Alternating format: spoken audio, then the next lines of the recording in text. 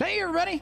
Welcome back. Happy New Year. Happy New Year. We are live right here at the podcast studio, right here in Meade County for the Meade Truth. What are you guys doing out there? I hope your New Year's resolutions are coming true and you're already off to a great start. Saw the funniest video the other day of people working out at the gym, and they were doing all this slapstick stuff, and the new guys and the regular guys that were coming in there just stopped coming because they knew it was going to be out of control the first few weeks. Yeah, it was kind of Kathy and I do a Bible study every year called the Bible in 1 year on U version, and it's the host of that says it's been the same. It's basically the same one. They just change it up and modernize it. For the new year, add some things from last year, things like that. Yep. So, but the last couple of years, it's had this on there where he talks about his gym, the club, as they call it. It's a British gentleman that's doing the hosting. His name's Nicky Gumbel. Mm-hmm. He and his wife Pippa, as she says. Pippa. And hello, love. We love listening. I'm sorry, I'm picking on the Europeans. Hello. That's okay. Just kidding. Go ahead. So anyways, what he says is talks about his club every year. They bring in all this new equipment, and by the end of January, it's all rolled out because everybody goes on a resolution. Mm-hmm. Everybody's in the gym for the 2 weeks, and then as the month goes along, it dwindles down until it's back to normal. And they only roll that extra equipment in for about the month of January. By February, it's all gone. Oh my! So it's just it's how we are. We have good intentions when we start, but we quickly get back into our regular routines, and it drags us back down into the same thought process. So, Mark, I just had an anniversary. It wasn't my marriage; it was my retirement. So, officially retired a year from the service. Oh yeah! And so, with that went. Obviously, you can tell. Kind of the Goldilocks are gone. So. I did notice. I didn't say anything at first, but I went clean cut. So the greasy haired Texan's gone. You said it's a little longer than what you kept it in when you were in the Army, right? Look, I got a little sideburn on the side. It goes down to the ear, but and of course you got your. I kept the goatee. Yeah, absolutely. That's awesome. I figured it's time for people to start taking me seriously instead of goofing around. I did a haircut myself. I was looking at it today. I thought you were getting a little long. Now that I'm short haired, I can look at people and say, you need a haircut. Yeah. I'm just kidding. No, I was noticing this morning when I was shaving, because I shave all the way up into this area. And it was like, I was pulling it down. I was like, that's what I meant by a sideburn. That's what I did too. Yeah. Anyway, enough about my hairdo. Hey, listen, folks. I know last week we had a huge podcast about the water. We had Joe on the show. He was talking all about the water and how upset and the communication. I actually have a shout out, two shout outs. Chad, I thought you did a great job on the article. He did. Capturing the communication issues and the discussion about that. I know we had talked about it in our podcast, and Chad, our editor for the local paper, did a good job actually having that conversation, and he's doing an in-depth review to try to get into that in his discussion. But good for him for spending time with his family over the holidays. But I'm looking forward to seeing some of that uncovered, because I know now that all the people are in offices. That was covered in the paper this week. And the second shout out to the new owner of the paper. Yeah. We are excited about that. I don't know what direction it's going to go in. And hopefully that's a mutually beneficial thing. New ownership, new leadership. We can, we have all the hope in the world. And he's local. And that's an awesome thing. So I look forward to, seeing what the paper looks like over the next, over the coming weeks. And I am excited about the articles though that are coming that Chad alluded to, and we'll look forward to seeing some of that stuff. I do know I did get to talk to Troy this week. Obviously in the hot seat started Tuesday. That's 3 days ago. Water was on the forefront. He hasn't had a lot of time to progress how that's going to go, but he's information finding and connecting with all the key officials, which he did. We just want to know what happened, right? We want to know that they've got their hand on this. And knowing him, he's not going to go after lip service, so he's digging into that from his feedback. Of course, no intro. He does not give a lot of details. He likes to have all of the things on the table, which I like about him. And I'm sure that's going to come to fruition. But interestingly enough, I had a conversation about with him. I said, hey, out of concern, because the Muldraugh is in my district. Yeah. I know I'm not a magistrate. I know my magistrate was concerned about it, but honestly, another article that I just thought was good was the story about the breakdown of the what's mayor. going on. That was an odd thing. I got the text that they were doing this vote. I got a message from Messenger, and I was like, wait a minute. That's weird. And then, of course, the coverage that the paper did on it to get into the details of what happened with that, I thought was pretty good, but it was also shady. And it actually got the attention of the judge's office because those county residents... The paper wasn't shady. The coverage wasn't shady. The city council issue and how they went about that was a little bit shady, but I thought Chad did a great job covering that. It's just a little odd that, I mean, I get what he said and what he said, why they had to do that, but at the same time, it doesn't make a lot of sense to me that I think he says because of his retirement it feels awful coincidental that this all came about. I'm not going to get into all of that, but the fact that they were on it like stink on a pig from the paper, and that the county was on it, and I know Judge reached out to the county attorney. Both of them were actively engaged in the validity of that because we owe that as a county to the constituents of the city who are county residents as well. Yeah, and I thought that was a quick, fast action on that part. But I look forward to all of that communication to what you were saying. Yeah. Unfold. I like this. It's a wait and see. It's a wait and see what happens and what all comes out of that, because it just seems a little strange. A little bit. A little strange. And speaking of strange, I know we had a long, lengthy conversation about it last week, but I think it's official today that there is I got the call today. I assume everyone did, that the boil water advisory has been lifted for Meade County. Looks like they've got things back to looks like they got everything back to normal, and hopefully everyone out there is able to drink water straight from the tap now without having to boil it or what have you. I mean, it was maybe they took my our show last week personal when I said you're not in line with your vision statement. Bad business model. I'm just kidding. Yeah, it's but things happen, but they're still digging into things that. happen. I think the biggest thing is communication. That's what we said last week. Is let us know what's going on. Don't hide things, or don't. Maybe they weren't hiding things, but maybe they just weren't putting enough information out there and keeping us up to date. What would it have cost them to give us a couple more calls on, hey, this is where we are. This is what we've been doing. It's still a boil water advisory, unfortunately. And just let us know that, give us an update once a day, something. Let us know something. But other than, it just felt like it was like, we go to Facebook. Is there anything new on Facebook? No. There's nothing new on Facebook right now. There's a statement that's put out there, and you have to click into it. I guess they believe that the no news was good news. I don't know, but that's not work. And when you're not able to drink water from your tap, that's not the right. When you need to fill up the coffee pot and there's no water at the Dollar General in the bottle, you got to go back to old school, boil the water. Kroger was out of water, and I think I spent more money on bottled water this week than ever. We buy bottled water quite a bit, but with the littles in our house, we have 3 littles now. I call them littles because they're smaller than anybody else in the house, and they go through milk. So I was fortunate; I had this collection of milk jugs. I just started rinsing them out, and I just boiled a pot after a pot after a pot, and I filled up all those gallon jugs. Yeah. So I had water ready for coffee. Water at that absolutely. Point, right? Yeah. Well, no, distilled water is the water at the top. They have to actually, it's not just boiled water yet. So communication, not just with the water, but also equally, I can tell you, my neighborhood in my district and up 1638, super hot this week. Trash was not able to deliver or should I say pick up? But if they were delivered, that's a whole nother subject. So I know I called twice, and I want to hats off to Meade County Recycle Center.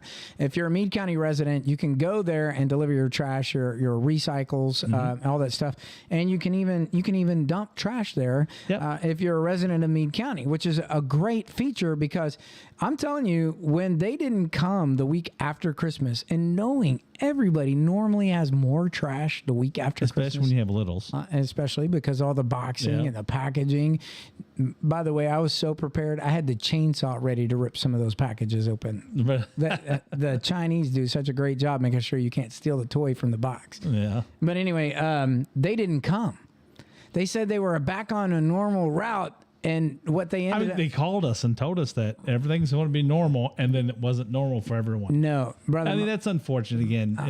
I had two full cans full out in the garage waiting to go into my cans because you can't lay trash on the ground.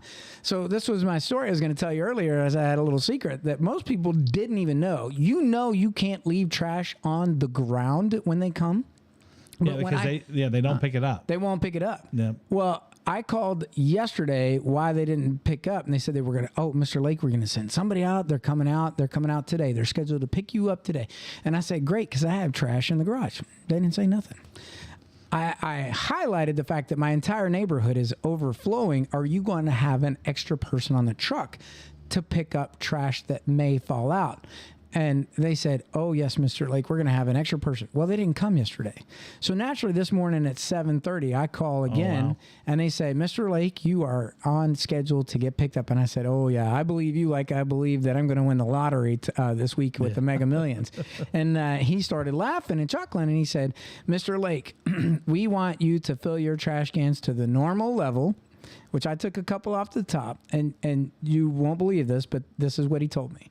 He said, Mr. Lake, we want you to fill it up because we don't want trash falling out as it's in motion because it can bust and it makes it worse. But what we do want you to do is set the additional trash on the ground next to the receptacle and we will pick it up. And I said, so what you're telling me is that if I take the 2 weeks of trash that I got in my garage, plus my 2 receptacles, and I place it accurately on the ground, well spaced enough, there's going to be a fella moving the hydraulics, and there's going to be a fella on the back to pick up my garbages. And he says, yes, Mr. Lake, there will be. So I took him up on the test, and when I got home today, no kidding, they came through. They were there. They may have been a couple of days late, but I was literally thinking I was going to be sucking up. But I will tell you this. I'll bet you nobody else knew that. I called my neighbor to tell him that, and he did the same thing.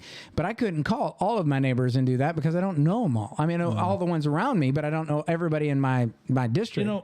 And that's a communication thing. My experience with Republic Services has been pretty good. I mean, it has been. I think they do a really good job communicating. Usually, yeah. I mean, I get a text, I get an email, I get a phone call, and usually I get 2 text messages from them. It seems, but so they usually do a really good job of letting me know what's going on. You know, if they're not going to pick up, and they, and they did. They did text out that there was going to be some services that were going to be delayed or whatever because of the weather. They did say that. But they had just told us like the day before that everything they were back to normal. Dude, I'm telling you, when I talked to them, that truck was full before it even finished a third of the route. That's how much trash we all had backed up. Yeah. And they were ill prepared for that. I mean, that's just ill preparation and miscommunication. Yeah. I'm not bashing them because like you, they've done a great job up until this point, but how are you going to not have a plan to come service communities knowing the week after Christmas you didn't provide an entire week of service? Yeah, something has to, they have to be out there. We go to the recycling center all the time. We get a lot of boxes and things, stuff like that at the house. So I try to do the same. So I collect up all my boxes and things, and I'll take them down there. And probably once a month or so, I go down there. And so we forgot to take our trash out after Christmas. So we don't have tons of, we didn't have a lot of, littles, littles.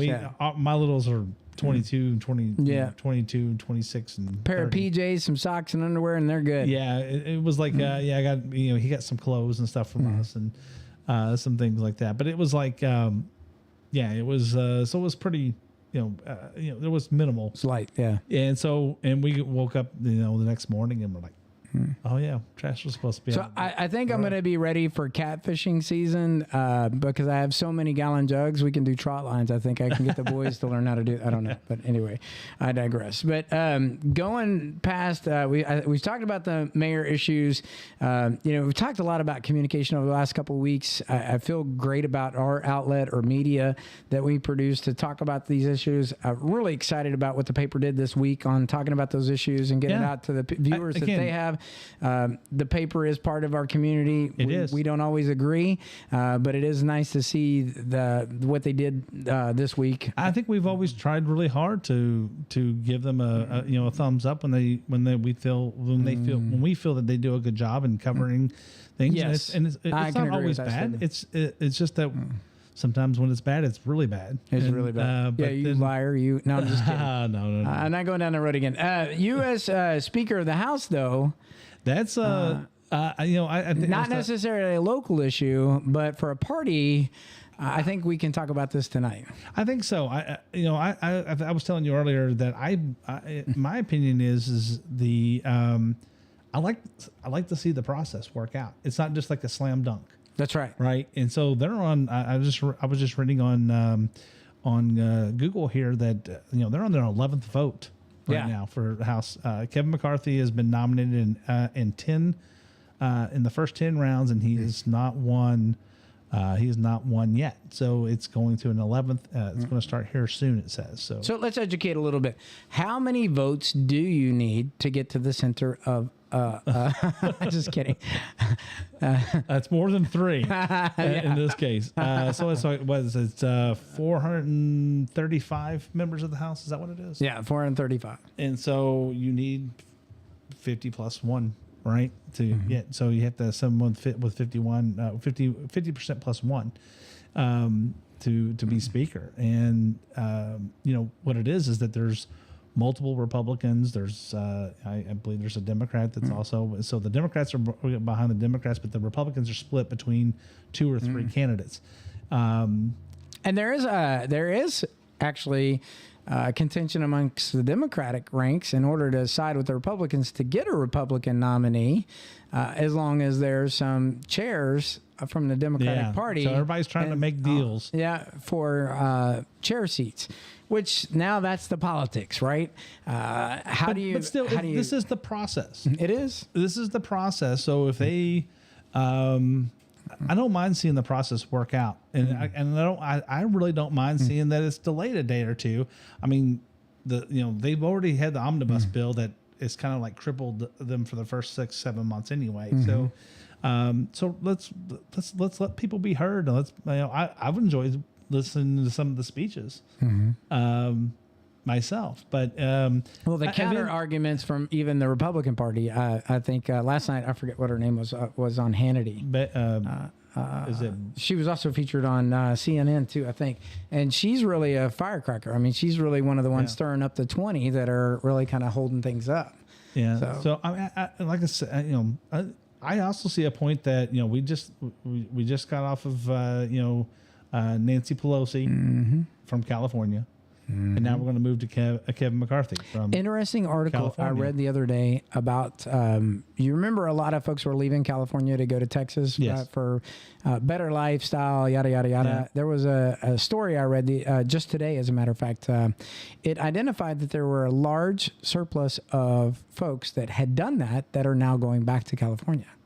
Really? From Texas. And it has to do with because they loved the California lifestyle. A lot of it was lifestyle generated. Yeah. Had nothing to do with the cost of living. They would rather go back and pay that cost of living for their own family happiness. And something about the California air, the environment. Well, I don't know why the air would be enticing, but especially if you're in LA and SoCal where you've got a lot of smog. But there was a lot of interest in leaving Texas because they did not do their homework before they got to Texas.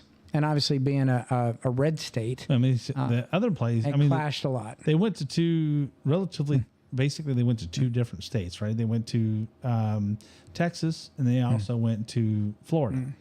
So I'd be interested to read that about and what the breakdown is of how many people from Florida are going back to California, because Florida, you can get in certain sections of Florida that kind of give you the same type of. It's not quite the same. It's probably a little more humid in Florida than it is in California, but you can kind of get into that same vibe in Florida if you wanted to. Yeah. So but the tie into that is obviously with Nancy Pelosi stepping down and being from California. I mean, there's something to say about the state of California. There is just something about it that they love. They may not like the politics of it, regardless of how Nancy did or didn't do, but there is some love for California. Yeah, there is. But I mean, not from the rest of the state, not from the rest of the other 50 states, 40, the other 49. So it's a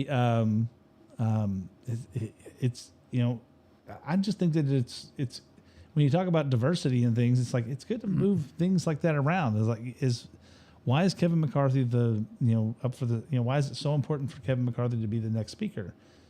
Is it just because he's been there longer? What are his ideas? So this is bringing out. Where are the ideals? Are we going to cut spending? Is he going to hold the line? Exactly. You know what I mean? Ask those questions. I think it's great for us to hear those questions. I may not be, that may not be the popular Republican establishment, discussion, but I'm okay with, I'm okay with debate. I think ultimately probably Kevin McCarthy ends up being the Speaker of the House, but we're getting to hear the debate. At what sacrifice? I'm not sure.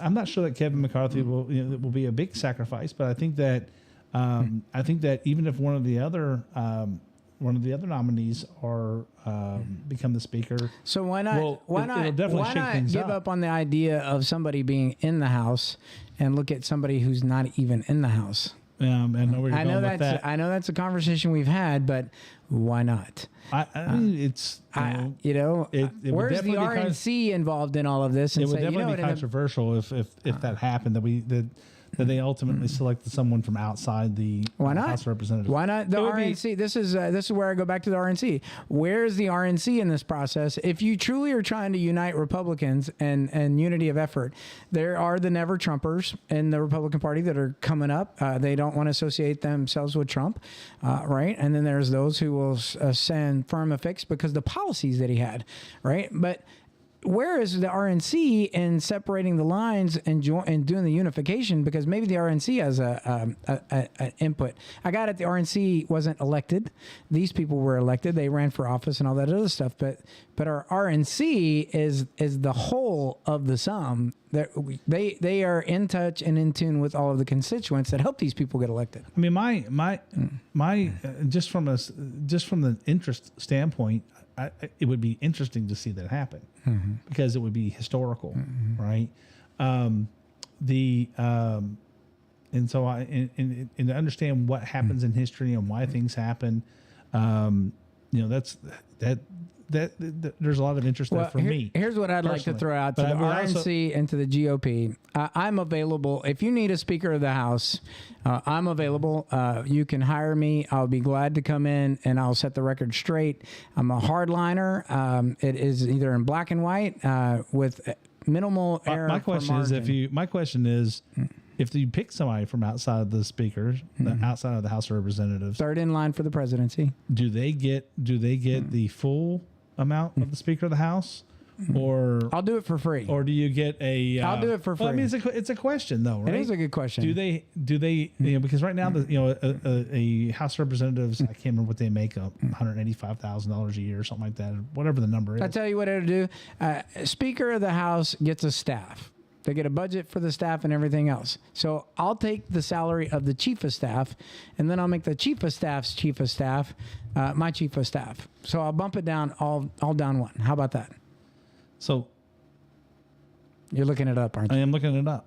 All right. So the Speaker of the House of Representatives, $223,500 is what their annual salary is. And let's see.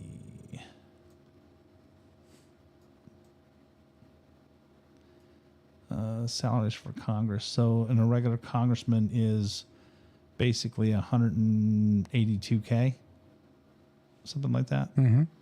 I guess that's what that is in 2021 dollars, 2022 dollars. $174,000 is what the actual number is, what the salary is. For the Speaker of the House is 223. So it's a difference of what? It's a difference of what? 50. It's basically 50K, right? So my question is that a difference? Does the Speaker of the House is it only 50K? Is it a 50K bump, or is it a separate salary?